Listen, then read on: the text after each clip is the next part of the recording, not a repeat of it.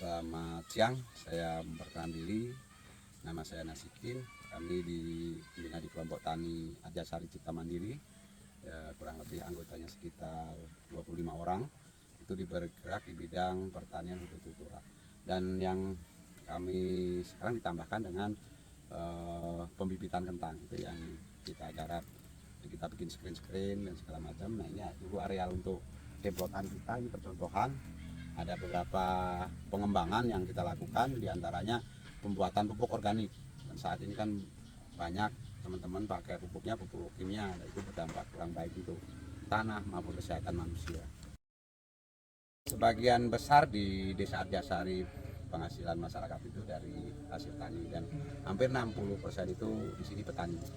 Jadi memang kita fokus untuk pertanian itu ke depan supaya menjadi nilai ekonomi yang baik. Kalau untuk masalah komoditas yang kita lakukan di sini atau petani yang ada di kita itu rata-rata kita itu di Arjasari itu tanamnya jagung dan ubi, itu mayoritas. Tapi tidak menutup kemungkinan tanaman yang lain juga kita tanam, cengkeh, terus kentang, terus tomat.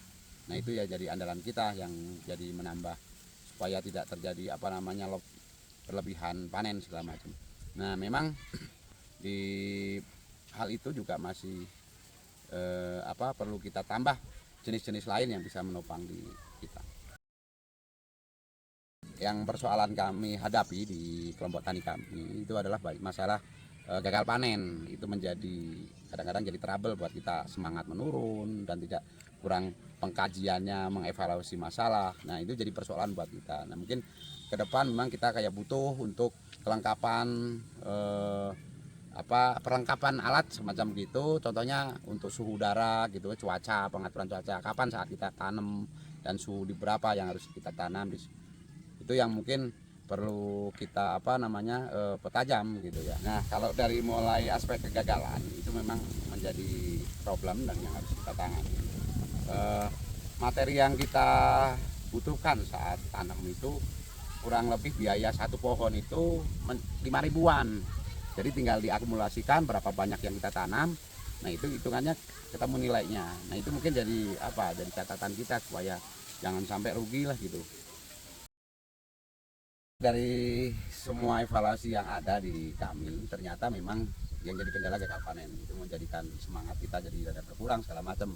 Nah mungkin kami juga akan mencoba beberapa teman atau baik dari university atau dari masyarakat atau pemerintah untuk bisa membantu terutama dalam hal bidang untuk pengontrolan cuaca.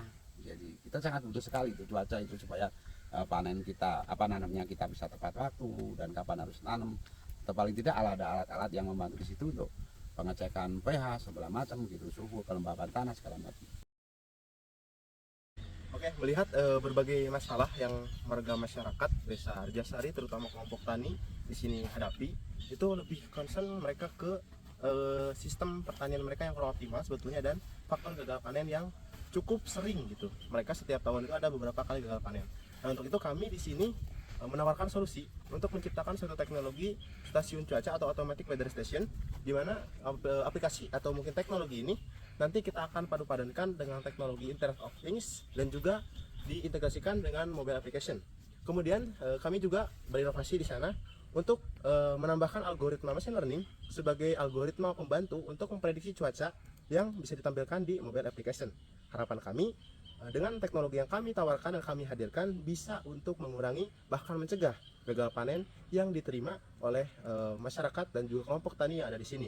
Karena mengingat Desa Arjasari merupakan desa yang sangat potensial dengan 60% penduduk berprofesi sebagai petani. Sekian, terima kasih. Assalamualaikum warahmatullahi wabarakatuh.